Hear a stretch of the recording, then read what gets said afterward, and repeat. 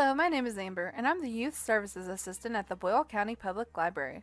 Welcome to Tween DIY. Today, I'm going to be showing you all how to make a water marble mug. Make sure you have your bag of supplies and find a good place to set up. If you weren't able to get a grab bag, you can gather these supplies from around your house and follow along. Here's what you will need.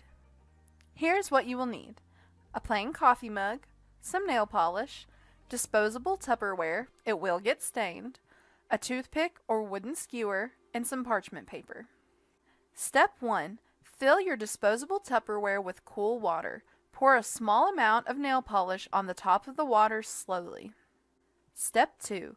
Use the toothpick/skewer to shift the nail polish and create a design. Do this quickly because the nail polish dries fast. Step 3. Dip the mug into the water and lift straight up. Do not let the nail polish get on the rim of the mug or inside the mug. Step 4. Place the mug on parchment paper for 1 hour to dry. Step 5. No need to cure, they are ready to use.